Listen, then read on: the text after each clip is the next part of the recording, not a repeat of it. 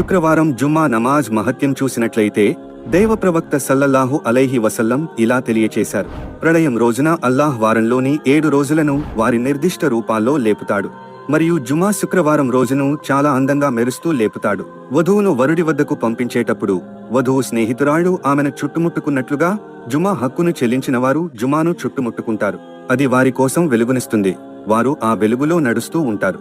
వారి సువాసన కస్తూరిలా పరిమళిస్తూ ఉంటుంది. వారు కర్పూరపు సుగంధ భరితమైన పర్వతాల మధ్య ఆనందిస్తూ ఉంటారు.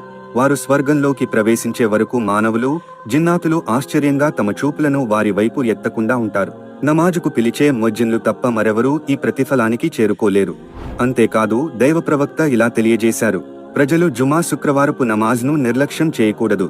అలా చేసిన వారి హృదయాలపై అల్లాహ్ ముద్ర వేస్తాడు మరియు వారు అశ్రద్ధపరులో జమ చేయబడతారు. సహీ ముస్లిం హదీస్ 865. ఓ అల్లాహ్, మా హృదయాలను జుమ్మా నమాజ్కు అందుబాటులో ఉంచు. ఘోరమైన పాపాల నుండి మమ్మల్ని రక్షించు. ఆమేన్. మిత్రులారా, ఈ వీడియో ఎక్కువ మందికి షేర్ చేయండి. దీని ప్రతిఫలం మీకు కూడా లభిస్తుంది. మరిన్ని వీడియోస్ కోసం సబ్స్క్రైబ్ చేసుకోవడం మరవకండి.